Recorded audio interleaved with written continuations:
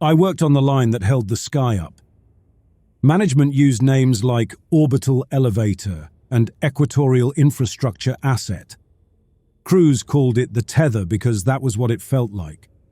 A cord from the middle of the ocean straight through the clouds to whatever waited above. The job was simple in principle. If the tether stayed where it belonged, rich people moved cargo to orbit for less than it cost to launch disposable rockets. If the tether slipped, a few continents turned into a physics lesson. My part in all this was small.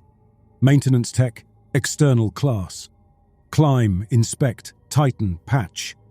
File the same checklist I'd filed since my first shift, and try not to dwell on how much of my pay went home and how much sat in hazard bonuses that never turned into anything real. The anchor platform sprawled on the equator like a shipyard that had forgotten to stop building.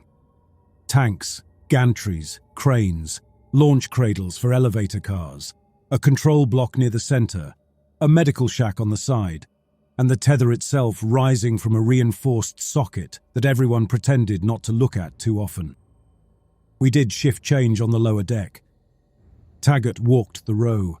He had old flame scars across both forearms, pale and shiny against brown skin. Once he'd worked launch pads, back when rockets were still the main way up. Now he was rope boss of this place, which meant he yelled at us instead of valves. "Tethers," he called. "Roll call." We answered out of habit. He never carried a pad, never checked a screen. He knew our faces and our faults, and that was enough. "You get lower segment today, Caleb." His chin lifted toward the socket. "Bolt line 3, external bracket run, tension sensors on the way back. Bring the kid." The kid was Ollie, a fresh transfer from some inland facility that never went higher than a drone mast. He fumbled with his clips even with Taggart watching, which told me how this shift would go. "You skip steps. You both stay groundside next week," Taggart added. "Or you stay here for good if you break the wrong thing." He moved on. He never wasted more words than he had to. I checked my own harness, then Ollie's. Carabiners, backup lines, suit seals, helmet latches. The tether loomed above us, a column of composite and woven carbon that looked solid up close and like a faint vertical line when you stepped back. I tried not to think about the load it carried. Bolts were easier. The maintenance car took us up from the anchor deck along the embedded rail. We clipped in and rode the open cage as it climbed just high enough to feel the sea fall away and the platform shrink, then ease to a halt at the first external access ring. "Remember the order," I told Ollie. 2 points of contact, always clipped while you move, eyes on the work. You stare down too long, you start making bad choices. "I'm fine with heights," he muttered. "That's what we call an early warning." We stepped out onto the ring. Below, the platform was a cluster of shapes. Above, the tether vanished into thin haze. I pulled myself along the external rungs, Ollie following, our lines snug to the ring. The wind tugged at us now and then, but the tether barely flexed. It was built to laugh at weather. Men were another story. Bolt line 3 was exactly what it sounded like. A row of anchor bolts tying an external support brace to the main shaft. I leaned in, checked each head for stress lines and corrosion, ran a scanner over them for microfractures. Ollie tried to skip the physical check and go straight to the scanner. "Tool first. Eye second is how people forget what things look like," I told him. "You'll miss the ones the sensor misses." "They pass inspection every week," he argued. "Until one doesn't. And that's the week you don't hear about because the tether broke and everyone downrange is glass." He grumbled but did it right on the next set. We worked downward along the brace, then up the other side, clipped across a gap where the brace split around a communications conduit, and headed back toward the maintenance car. On the way, I stopped to check a tension sensor cluster. The display painted a readout across my helmet visor, numbers that might as well have been a new alphabet to Ollie. "You know what normal looks like?" I asked him. He hesitated. "More or less." "More or less is for stock forecasts. Here you memorize the patterns, Wind gusts, elevator cars passing, cargo loads shifting. Anything outside that, you call it in, even if it costs us an hour. I thought the control deck tracks that. Control deck watches the whole line. We watch this part. We spot the weird before it becomes their problem. The readings were fine. Local oscillations, nothing odd. I filed the quick report through my wrist unit, and we headed back toward the car. By the time we returned to the ring, my shoulders were loose and my brain was already moving towards the coffee machine. Routine did that. It wrapped danger in repetition until it felt like any other job. The tether didn't care, but it made the hours pass. Halfway down in the car, my helmet pinged priority. "Caleb, you listening?" Control deck. "On shift." I planted my boots and gripped the rail. "What's the noise?" "Unscheduled activity on the line. Stay on that car. Taggart wants you up here on the double." The car shuddered as the system rerouted it. Ollie glanced at me, eyes wide behind the visor. "Sensor fault?" he guessed. "Maybe they finally noticed your work ethic." That earned a weak snort. We rode up instead of down, past the platform again and toward the control block. The anchor deck shrank beneath us until it was only a shape on the water. The car slid into the docking point by the control deck and locked. We hopped off, unsealed helmets, and stepped into a room packed with screens and tired faces. Control was a ring of consoles around a central display that showed the tether in segments, color-coded for stress and traffic. People hunched over panels, murmuring into mics. Taggart stood with his arms crossed, watching a cluster of screens showing external cams from high up the line. He didn't look at me when he spoke. "You walked Bolt Line 3. You know Junction 12 well enough?" "I know every bracket between here and the low stations," I answered. "What's wrong with 12? One of the controllers tapped a key and brought up a feed. The image was grainy and zoomed, but clear enough. A section of tether at high altitude, the curve of Earth far below, the dark band of the upper sky above, and a human figure clinging to the external ladder as if gravity ran sideways. I leaned in. The person wore an old suit, patchwork of agencies that no longer existed under those names. His boots held the rung, but his body leaned out into empty air, calm, as if he stood on a flat surface. Another figure drifted nearby, slow, not quite falling and not quite tethered. A third shape was wrong from the start, half a torso jutting from the composite skin of the tether, frozen mid-crawl. "Traffic?" I asked. "None scheduled," the controller answered. "No EVA on the books, no drills, and they aren't registering on our transponders." "Old suits," Taggart added. "Some older than you. Some I don't recognize at all. Visual match suggests at least one of them's from a mission that lost contact before the elevator even broke ground." That pushed my mind out of the idiots on unauthorized climbs category. "You're sure?" "Facial recognition hits an astronaut declared dead nearly 2 decades back. His ship burned over the ocean on re-entry. No remains recovered." The figure on the screen moved, reaching a hand down, palm open toward Earth. The motion ignored the local pull. He looked like he was bracing for a burn. "Reports from higher waypoints," another controller said. "Maintenance Bay Alpha at Station 20 sees bodies in the bay, moving like they're on exterior hull. No scheduled dockings. Additional visuals of suited forms at several junctions." The big display lit up with flags along the line. "Someone hacked your archives," Ollie muttered behind me. "This has to be some simulation overlay." "They're hitting live sensors," the controller snapped. "We already tried that theory." Taggart turned to me at last. "We got pressure from upstairs. Military liaison wants to treat them as contamination and push them off the line. Corporate wants to keep traffic moving and figure out what they can salvage. I don't care about either yet.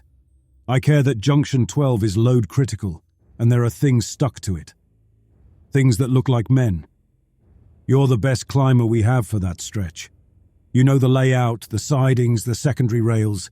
They want a first response assessment. Get up there with a team, pull anyone you can into a maintenance car, tie off or mark anything you can't move. We need eyes and hands on it. You want us to go all the way to 12 in one shot?" We'll relay cars, you'll transfer between them. You won't be alone, but you'll be lead. On another screen, a cam from Station 20 showed a bay interior that didn't match any design I knew. Bodies in suits drifted near the walls, hands brushing surfaces that might have been hull or floor or misclassified space. Some of them wore mission patches that belonged in museums. What if the suits are compromised? I asked. If they've got something we don't want down here? Then you keep them outside, Taggart said. We lash them to the structure and quarantine the whole section. Before we make that call, we need to know what we're dealing with. Anchor load? I asked one of the controllers. Within margins, she answered. Minor anomalies in the middle bands might be traffic. She didn't sound convinced. Taggart clapped a hand on my shoulder. Helmet back on. You, me, and 3 others. We go now. Ollie opened his mouth. You stay. Taggart cut him off. We need experience, not enthusiasm. That was that. I resealed my helmet, checked lines, took the emergency kit Taggart shoved at me, and followed him back to the car. This maintenance car was armoured, built for long hauls between stations. We strapped in along the sides as it locked onto the main rail and shot upward, acceleration pressing us gently into our harnesses. Through the small side ports, I watched the platform drop away. Ocean, clouds, thin haze. The tether climbed on. You ever do a rescue this high? One of the other techs asked. Not like this, I said.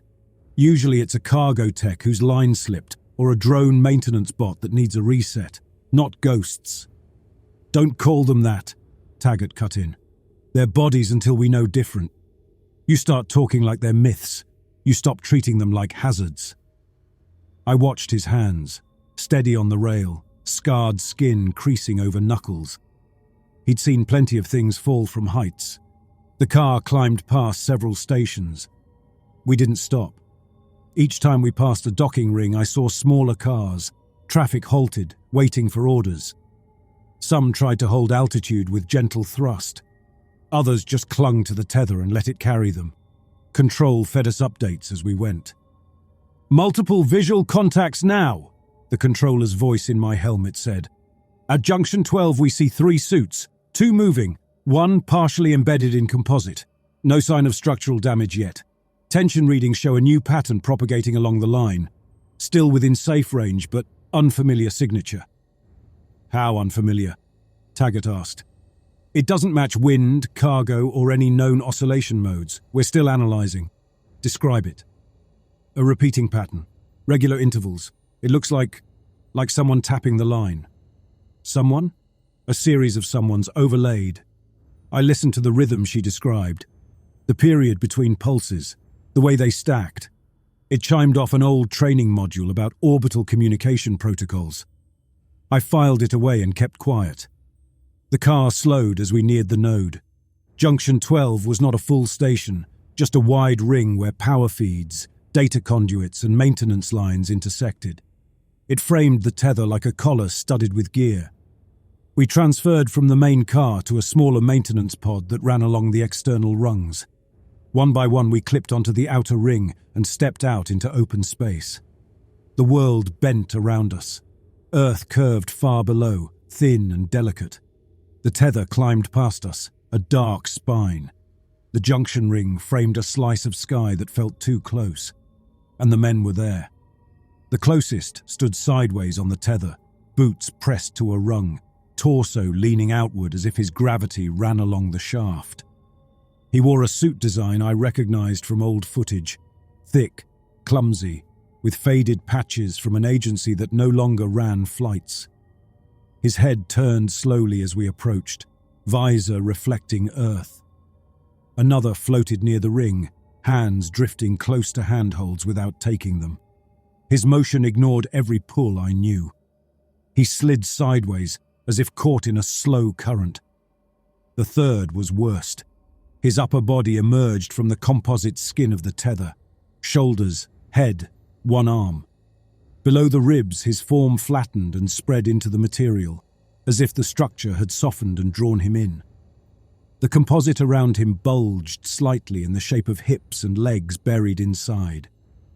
We spread out along the ring, each of us clipped to separate anchors. Taggart stayed a little back, tying himself to the main junction node. "Control, we have visual," I reported. 3 forms. 2 free, 1 partially fused. "Don't use that word," Taggart cut in. "You want another one? Call it fused or embedded. Merged sounds voluntary." He was right. Words had weight out here. "Caleb, you take the closest," Taggart ordered.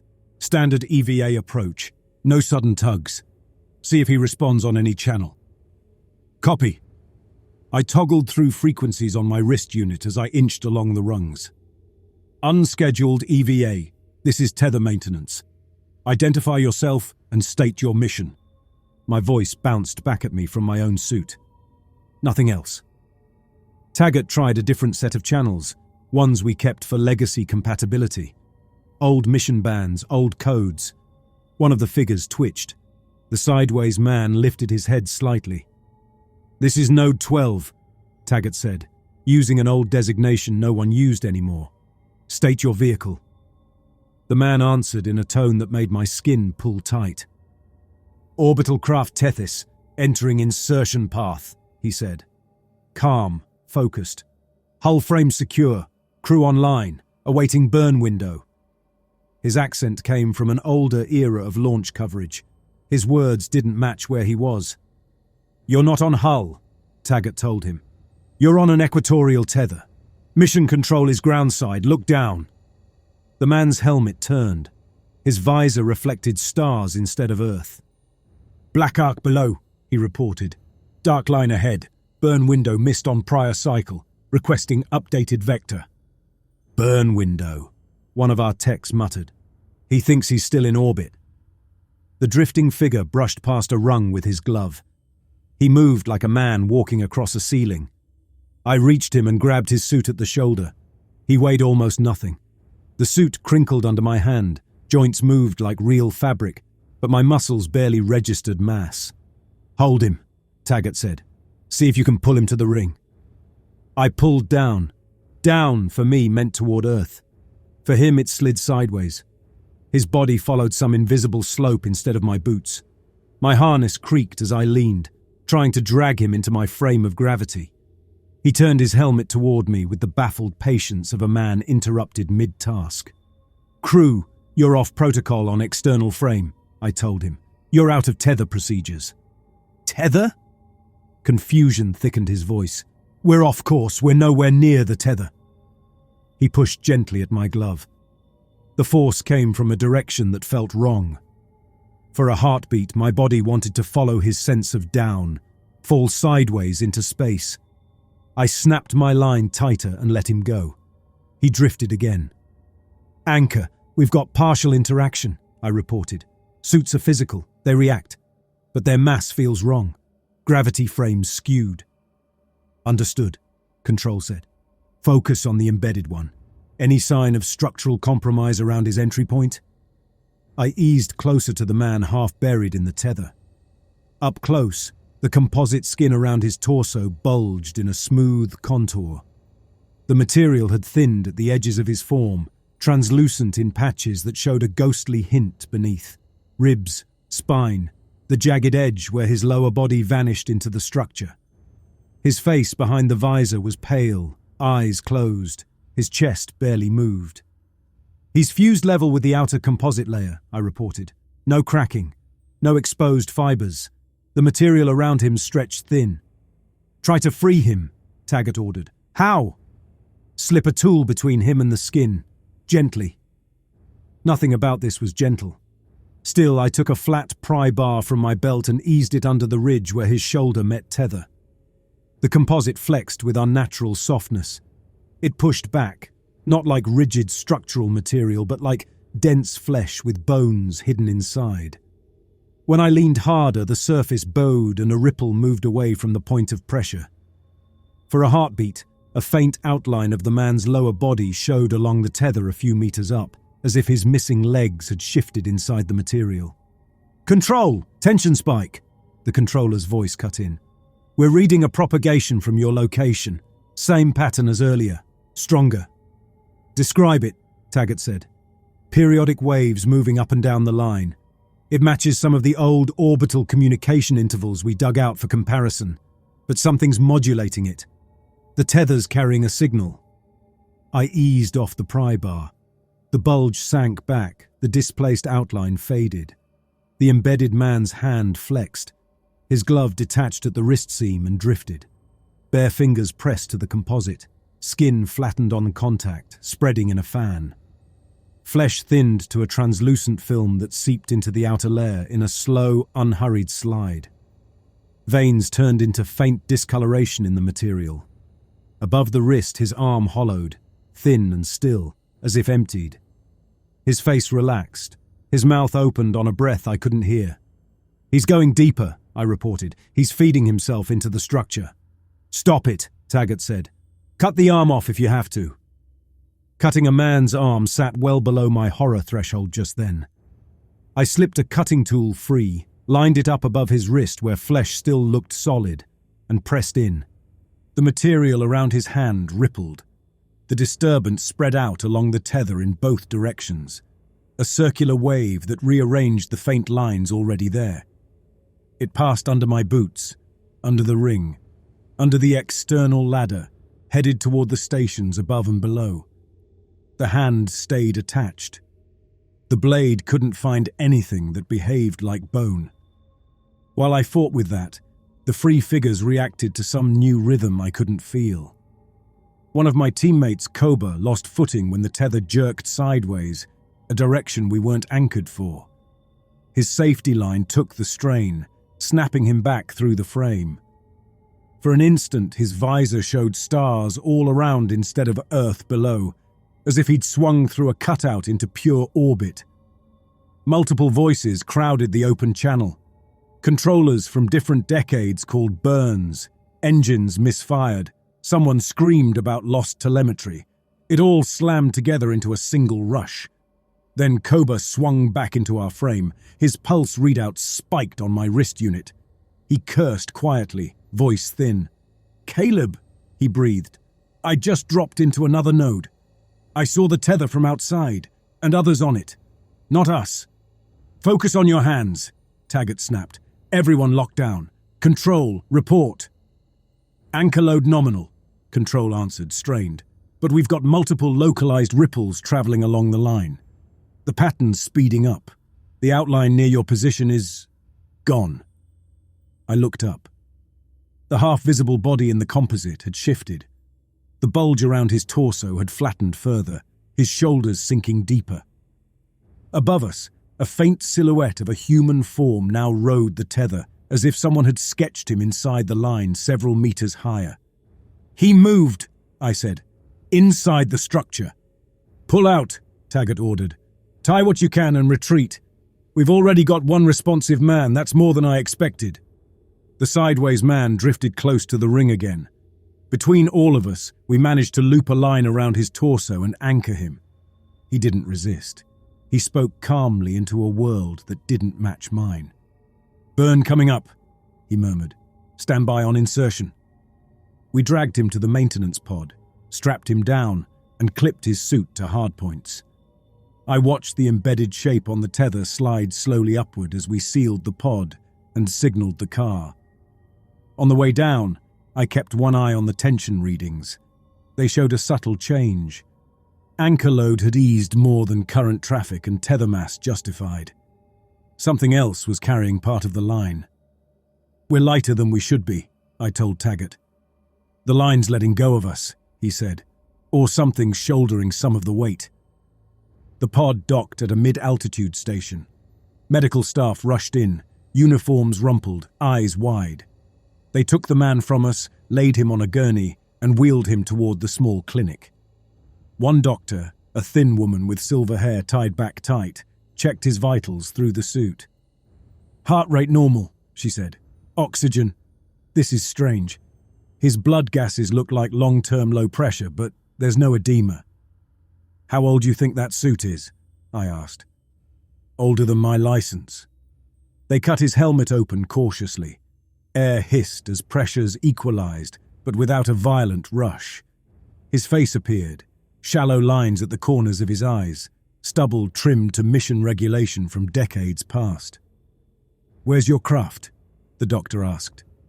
He blinked, looking around at the station bay like it was part of a dream. "Hull frame," he murmured. "Small crew. We missed the burn last cycle. We've been chasing insertion for a long time." "That's impossible," the station chief muttered. "Impossible turned up on our ladder," Taggart said. "We don't get to call it names. We got fragments and not much else." He talked like he was still on approach to some orbital path that never quite caught. He called the tether spine and line, not as something built, but as a landmark in the sky. When the doctor pointed out the curve of Earth through a viewport, he frowned. "Too close," he said. "We're not supposed to be this low. Did we bounce? Did we fall?" In his head, he still floated above us. While they tried to make sense of him, reports came in from higher stations. Teams sent through maintenance hatches looking for other figures didn't return. Cameras showed them stepping into bulkheads that weren't on any blueprint. Feeds from those hatches showed corridors bending in loops, stairwells climbing without gaining height, doors opening straight into other altitudes. "You're not going back out," the doctor told me when she caught me watching the screens. "You've already been too close to this. Whatever it is, it's changing local reality. We don't even know what it does to our bodies." "It plays fine with the tether," I said. "Ignore that and we lose the whole line." Taggart appeared at my shoulder. "Command just called," he told me. "They want us inside one of those hatches. They sent a team in from Station 15. They never came out. Last report said the stairs kept looping them and gravity kept shifting sideways. We have to go find them, or at least find out if that hatch is chewing through structure." The doctor swore under her breath. "You keep going after this thing, and you'll run out of men before you run out of hatches." "That's what they pay us for," Taggart said. He looked at me. "You coming?" He didn't have to ask. I followed him. The hatch waited on the maintenance level, a square metal door that hadn't been on any of my drawings for this station. Crew had strung caution tape across it, but nobody had sealed it. They were afraid to touch it. I didn't blame them. "Scans show corridor space behind," the sensor tech said. "Atmospheric pressure matches station, temperature nominal. The layout doesn't line up with anything in the design." "Junction numbers?" I asked. "Panels show identifiers we can't match to any station. It looks like a catalogue of places that never existed." Taggart checked his harness. "Standard stack," he told our small team. "We go in clipped, we mark our path. Any sign the structure's compromised, we back out. If something grabs one of you, the rest don't play hero. You cut the line and retreat. Ghost stories in our trade always ended with that rule. Don't play hero. That part never changed." We stepped through the hatch. The corridor beyond looked almost normal at first glance. Metal panels, exposed cables, a line of status lights along one wall.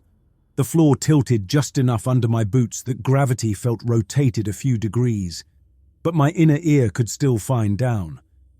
"Mark," Taggart muttered.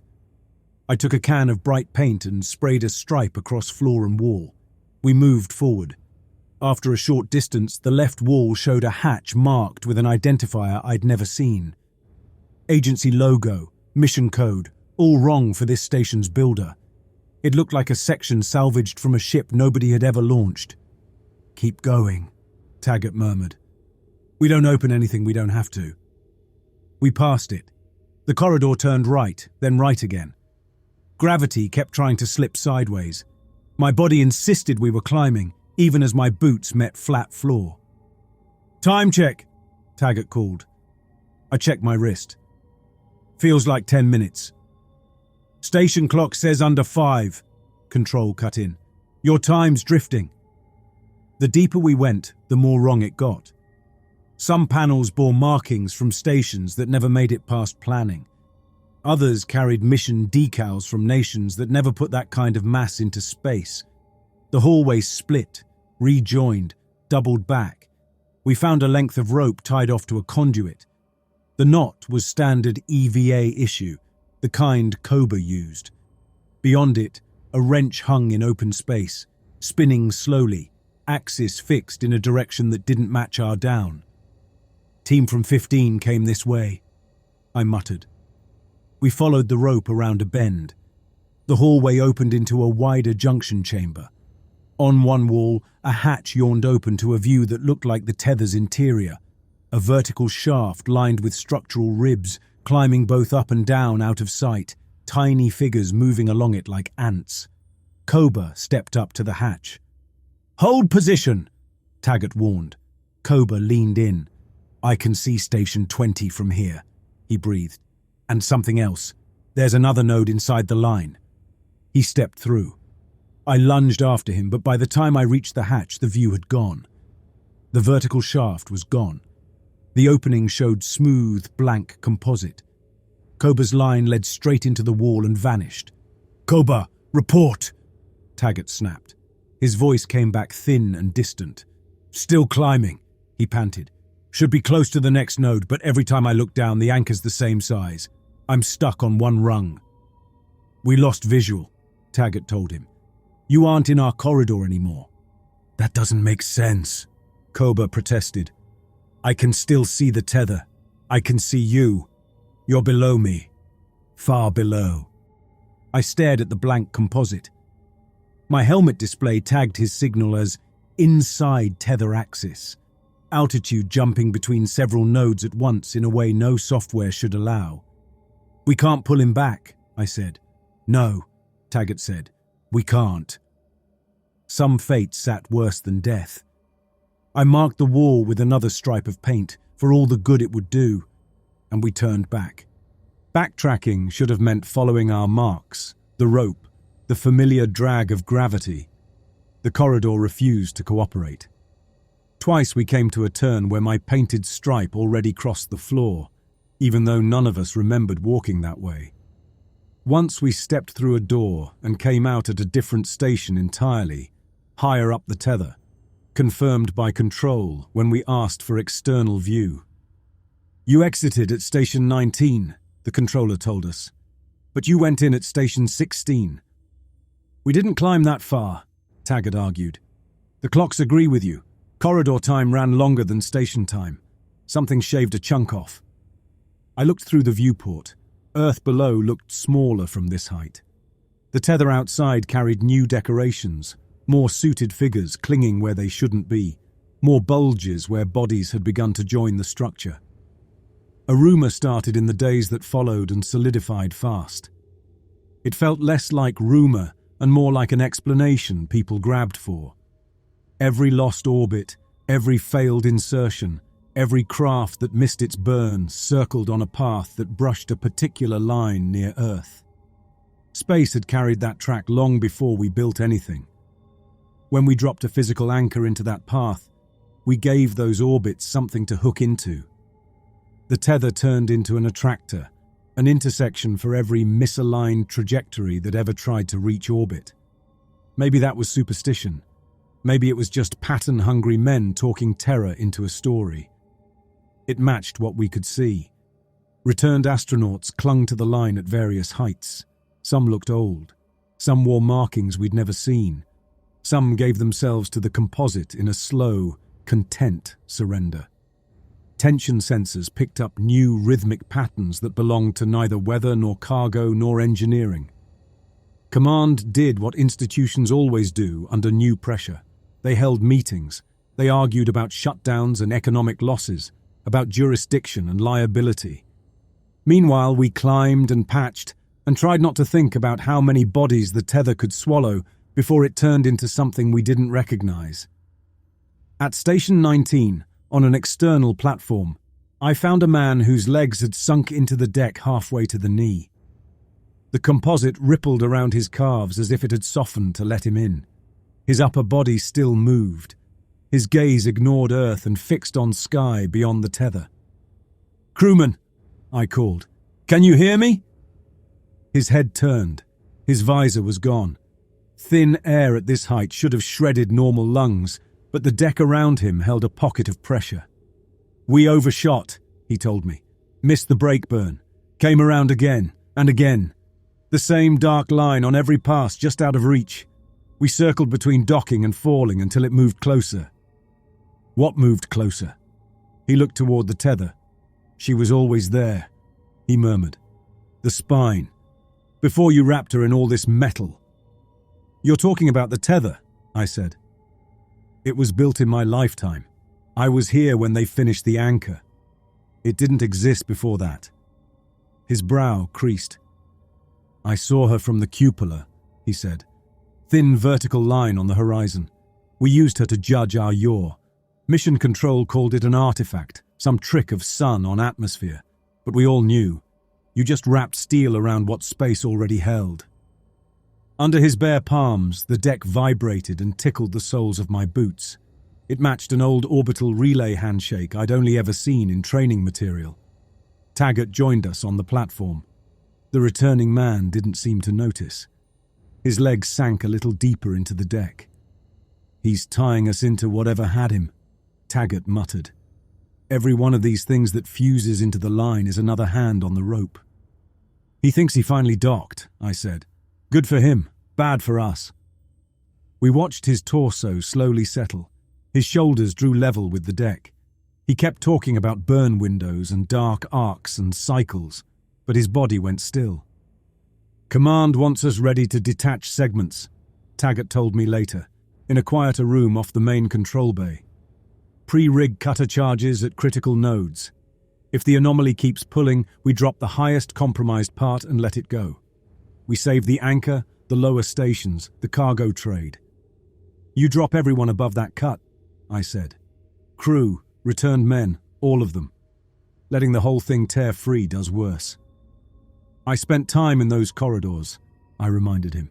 Nothing in there obeys what you think. If you cut the line, you can't be sure which part you're actually dropping. For all we know, the main pull runs through some other version of the tether buried in that ghost structure. We cut our piece and the rest climbs without us. What's your alternative? He asked. Sit on our hands and hope it stops. The floor shifted. My balance lurched sideways. Coffee cups skated across a console. Control staff grabbed rails. Anchor, report! Taggart called, voice sharp. Low drop, came the answer. Significant but not failure level. Gravity at several stations is misbehaving. Tools drifting against sideways walls. Some local frames are rotating. On the main display, someone overlaid the latest tension readouts. The line brightened where forces rose. Some segments glowed brighter than they should. Others dimmed. Our rope's being pulled, Taggart said. They formalized the nightmare during a call that strung together the usual flags. Corporate, national, military. Every voice carried its own priority. Public fear, market stability, strategic access to orbit. We can't keep running the elevator with uncontrollable entities on the line, a general said. You can't blow the whole thing either, a corporate rep answered. That's more than half the global upmass capacity. They argued past the edges of our screens, as if the tether were an abstract line on a whiteboard instead of a real structure full of living men. In the end, they sent a directive. When measured load at the anchor drops below a specified threshold, the general summarized, you'll detach the highest node that shows significant anomaly. Define that however your people find practical. Anyone above is a sacrifice to preserve the lower infrastructure. Then they asked Taggart and me to confirm we understood. I understand, Taggart said. I don't like it, but I understand. He cut the call. His shoulders looked heavier. Junction 24 is the worst of it right now, he told me. Drop that and we lose 4 stations, a counterweight cluster, and everyone attached. Command thinks that kills the pull. And you? I think it might work, or do nothing, or make it worse. But it's an option with defined steps and a clear lever. That's the only language they speak. I want time, I said. For what? To look inside 24. See how the ghost corridors hook into it. See how the fused bodies sit in that node. If this thing treats the tether as a continuous path, cutting a segment might just free it to move faster. And you can untangle that with a walk. I can see how the new paths bend. See if the anomalies are sharper above or below. It beats guessing from a chair. Taggart stared at me. I can give you a little time, he said at last. A short window. Anchor load keeps falling. When it hits their magic number, I cut. If you're still inside at that point, you're part of whatever we drop. Fair enough, I said. He watched my face for any flicker that I didn't grasp it. Then he nodded once. We took a small team into another hatch. This corridor bled station metal into something stranger. Panel seams refused to line up. Hatches carried unknown logos. Vents exhaled no air but thrummed in the bones. Returned astronauts moved inside these spaces as if they were back on ships built to their specs. One floated past upside down relative to us, hand trailing along the wall, humming an old mission tune. He didn't see us. Another paused, studying my suit, and tilted his head. You're out of window, he told me. Wrong trajectory. You shouldn't be here. Where's here? I asked. He gestured toward a viewport with no business existing there. It looked out on Earth at a scale that didn't match our altitude. The tether cut the sky as a bright line. Above it, another line arced away on a curve no orbit map carried, dotted with small lights sliding along it. Approach lane, he murmured. We ride that. Or we try to. We always miss. He pushed off and drifted away. The deeper we went, the more the walls betrayed us. The shape stayed technically possible, but every detail pressed against instinct. Staircases rose without gaining altitude, proven by the same view at every landing. Markings insisted we'd moved several nodes, even though my bones knew we hadn't. Timestamps on my wrists stretched while station clocks barely ticked. In a junction chamber that shouldn't have existed, we found them. Outlines of human shapes imprinted into the walls. Faint forms, like shadows pressed into plastic. Faces, torsos, limbs, all flattened. When I looked straight at one, it stayed frozen. When I let my focus slide, it shifted. Control, record this, I said. Helmet cameras took it in. Even on the tiny preview, I could see the lag. The silhouettes crept upward along the inner skin in time-lapse. Surface is warm, one of my crew murmured. He set a gloved hand to an outline. There's a pull, not down, diagonal. His arm tilted. His body leaned toward the wall while his boots stayed planted. He grunted. Back off, I ordered. He fought the invisible vector, peeled his hand away. For a moment his glove looked thinned, almost transparent, like the material had started to forget it was cloth. I thought about that pull. I thought about the counterweights, huge blocks of mass on rails further up the tether that controlled tension. If the anomaly was dragging the whole line toward another path, it had an easier time with smooth load distribution. If we could create a band with a different pattern, some weights drawn in, others pushed out and locked, we could jam the pull. Hang a knot partway along the length and leave an entire stretch stranded where neither Earth nor anomaly owned it outright. The price would be brutal. Anything inside that band would never come home. It still beat dropping a node blind and hoping. Caleb, Taggart in my ear. Anchor load's falling faster. I need something. I've got an idea, I said. Ugly, but less blind. I laid it out for him in the control room a short time later, helmet under my arm, suit streaked with corridor grime. Taggart leaned over the console. Controllers watched me like I was either about to save them or take the blame. You want to misalign the counterweights, Taggart said. Pull some in, hold others out. Freeze them so they create a lopsided tension band. Deliberately, I said. Right now the line's smooth. The anomaly can drag through it like a cable over a pulley. If we jam heavy mass at a fixed height and pin a stretch there, the rest can't slide past. Everything above might peel away into whatever path those men came from. Everything below stays with us. The band itself hangs between, stuck. You trap everyone in that band. Yeah. And everyone above. Yeah. He rubbed his wrist, fingers tracing an old scar. The models? A corporate rep on the line asked. There aren't any, I said. Physics is already broken in there. This isn't a clean fix. It's just the one approach that uses forces we can still touch. The counterweights, the general on the call mused. Those we can reach. You want me to sign off on stranding hundreds of people? The corporate voice protested. My board will burn me alive. You want to sign off on a continent-level strike if the tether tears loose? The general shot back. Pick your headline. They fought, but underneath the noise, the truth was simple. They were already considering dropping nodes outright. My version traded one controlled disaster for another, with better mechanical odds. In the end, Taggart cut through. We can reach the counterweight node, he told them. We can try what Caleb suggests. If it fails, you still have the option to cut. If we go straight to detachment, there's no path back. They agreed, reluctant and practiced. So we rode up again. Our maintenance car hummed along the rails toward the counterweight assembly. With me were Colin, who'd spent half his life inside counterweight control pods. Kieran, younger, sharp on systems but still soft around the edges. And a security man whose real job was to make sure someone pulled the detachment trigger if we failed. Through the port we watched Earth recede and the tether slide past. At certain altitudes the view changed. Atmosphere and clouds gave way to star fields that didn't match any chart I knew. Returned astronauts slid along the line outside, some in suits, some bare-faced, all ignoring us. Radio traffic filled our helmets.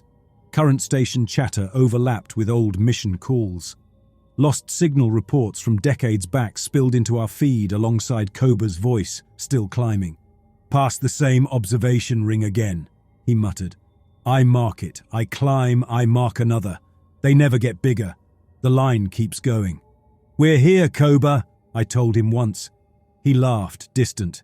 You're below, and above, and inside. Make up your mind. The car jerked hard. Harness straps bit into my shoulders. Control. Taggart's voice came through, distant but steady. What was that? One of the counterweights shifted, a controller said. It accelerated without orders. We're seeing free motion along the line. The pull eased. The car steadied. We closed on the node. Up close, the counterweight assembly looked like a cluster of towers and blocks strapped to the tether, each mass on its own track. Some had drifted out of alignment, tilting. Support struts bowed under new stresses. Returned astronauts drifted among them like remoras around a hull. We docked at a small maintenance ring and stepped out. Colin, you know the path, I reminded him. He grunted.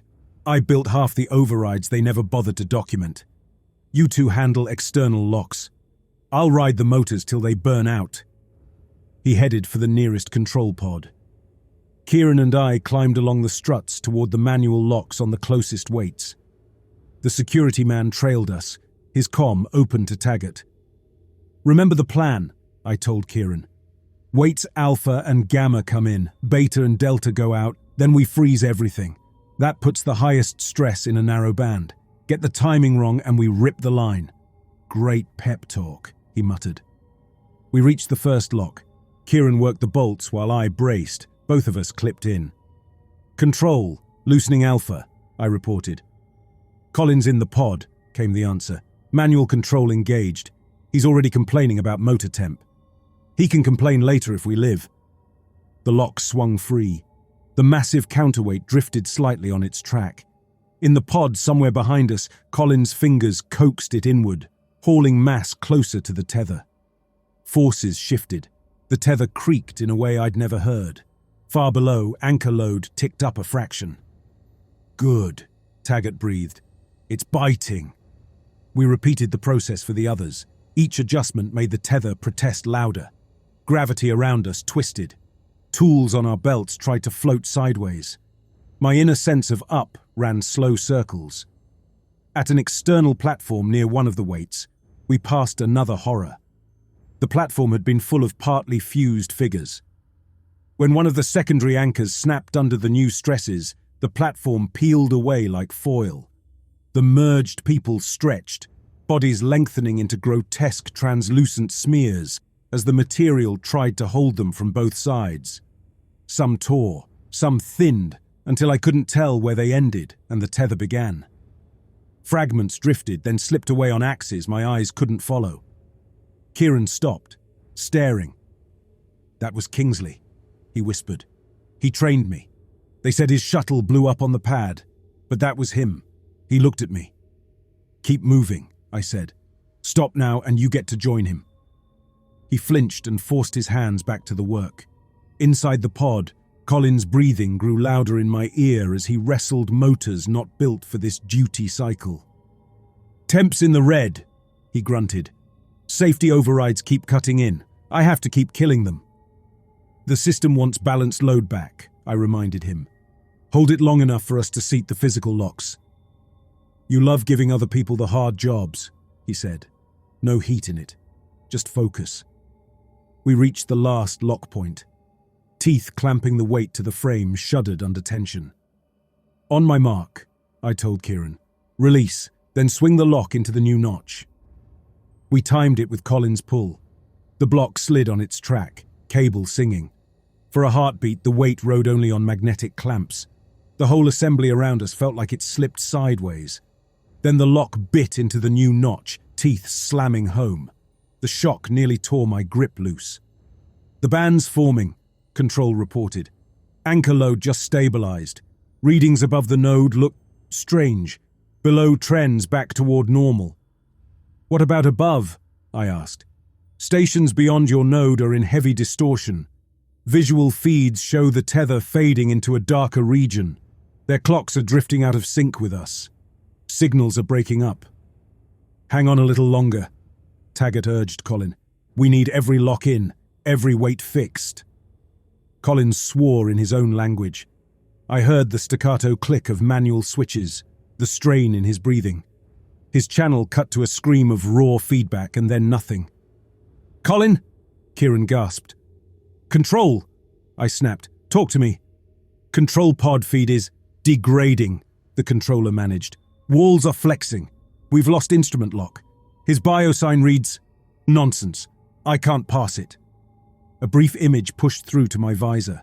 Colin inside the pod, hands welded to the manual controls, eyes steady as the panel around him bulged. Plastic flowed, swallowing his fingers, creeping up his arms. Metal ribs bent into shapes they were never meant to hold. The lens smeared. The feed died. "He held until the lock set," I said. Kieran made a harsh sound. "We killed him!" "He knew the risk," I answered. "We all did." Above us, space warped in a way even untrained eyes could track. The tether beyond the counterweight node dimmed in a different sense. The physical cable remained, but its connection to the rest of the structure slipped. Upper station feeds showed their own view. From their vantage, the sky twisted. A hazy band wrapped the planet at their altitude, glittering with countless tiny movements. The tether through their windows stretched and thinned, as if drawn from both ends. One by one, their signals fractured. Voices split across time. Some shouted in panic about bending walls. Others sounded calm, reporting routine maneuvers in mission codes from different eras. Then that tangle faded too. Silence took their channels. "Anchor load is steady," the controller whispered. "We're heavy again. The band at your node is pinned. Everything above has stopped sending anything coherent." On the exterior view, a faint halo circled the planet. Not bright, but clear. Inside it, small lights crawled along a frozen vertical thread. "We did it," Kieran breathed. His voice carried awe and horror in equal measure. "Did what?" I asked. "We stranded them, that's all." He looked at me. His eyes held anger with nowhere useful to land. "You pushed this," he said. "You talked them into it. Colin's gone because you decided this beat cutting." "Cutting would have dropped them all at once," I said. "This gives them something else." "What?" I didn't answer. We both knew I didn't know. I'd picked the only lever that still felt real. That didn't make it clean. From the station below, Taggart's voice came through. "Caleb? Counterweights are in position.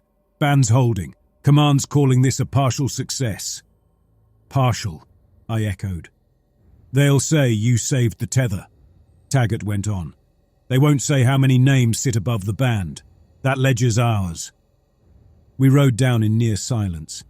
Outside, the line above the node already looked different. It shimmered, sometimes solid, sometimes translucent. Inside that region, small human shapes moved, always climbing, never reaching anything we could see. Days later, the story hardened into something official. Public channels reported an anomalous mass event in the upper structure. They praised the courage of crews who sacrificed themselves to preserve the global lifeline. The narrative left out ghost corridors, half-fused men in composite, and the ones who'd never been on any roster in the first place. Traffic resumed, with limits. Cars could ride only up to a set height below the band. Sensors watched the pinned zone constantly, dumping data into systems analysts had no vocabulary for. On the anchor platform, life went on the way it always does after disaster. Shifts rotated. Bolt lines needed checking. Tension sensors still had to be inspected in person, because no matter what you modeled on a screen, nothing replaced a boot on the rungs. My name went into a report as the technician whose innovative tension management strategy prevented a total loss. That report never left the secure network. Crews heard the real version over coffee and in quiet corners. Some avoided me. Others treated me like I'd figured out the new rules of the line. Neither reaction sat right. Taggart carried himself like before, but a gap hung between us. He'd wanted a clean cut, a rope severed in one place. I'd talked him into a compromise that hurt in too many directions to count. We didn't talk about Koba, who still climbed somewhere nobody could reach. Every so often, ghost hatches still appeared on stations. Protocol changed. Now we welded them shut as soon as we found them, painted big hazard symbols over the seams, routed traffic through other corridors. At the end of one long day, I ended up on the anchor platform's observation deck. Small glass-fronted room, skyward view, more instruments than chairs. One of them was a telescope on a tracked mount, pointed at the pinned band. "Caleb," the controller on duty said, nodding with tired eyes. "Here to look at your handiwork." "Just doing my rounds," I said. The band counted as part of my route now. He stepped aside. I leaned into the scope. At that magnification, the stranded region came into sharp focus. The tether segment inside the band looked thinner, stretched like taffy drawn out between unseen hands. Along its length, tiny human shapes clung, drifted, crawled. Some wore suits, some didn't. Their motions moved with slow, patient persistence. I watched them. One figure climbed hand over hand in a rhythm that never changed. Another floated sideways, body aligned with a gravity that brushed past me. Patches of what had once been station hulls clung to the line, twisted into forms no blueprint would accept. Lights glowed behind some of those fragments. Interiors still active, maybe, in a frame that only partly overlapped ours. At regular intervals, the scope rolled across a cluster of forms that looked like flattened shadows pressed into the tether itself. I recognized one outline. The set of the shoulders, the tilt of the head. Colin, or what was left of him, imprinted into the band like a fossil caught mid-strain. Farther along, another shape matched a photo I'd seen on Kieran's wrist comp, back when he still showed off the mentor he idolized. Kingsley reached for a handhold that no longer existed. I watched until something practical tugged at me. Not feeling, just schedule. I checked the tension readings at my console. Anchor load sat in its tight band. Counterweights held their orders. Below the halo of the trapped segment, our cars still moved. As I logged the reading, the scope feed on a side monitor caught a small change. One of the flattened silhouettes on the band had crept along the tether. The shift was measurable over the time I'd watched. Sensors backed it up in cold numbers. "They're still climbing," I murmured. The controller glanced up. "Who?" "All of them." He didn't reply. Maybe he understood enough not to ask. Maybe he just didn't want to add that weight to his own. I signed off the inspection and closed the log. The tether would need constant work from here on out. New cracks, new ghost hatches, new patterns in the tension graphs. Men like me would keep clipping in, tightening bolts and resetting sensors, while above us a frozen band full of lost paths hung between Earth and whatever waited farther out, crowded with shapes that never reached their burns and never truly fell. I strapped my harness on for the next shift and headed back to bolt line 3.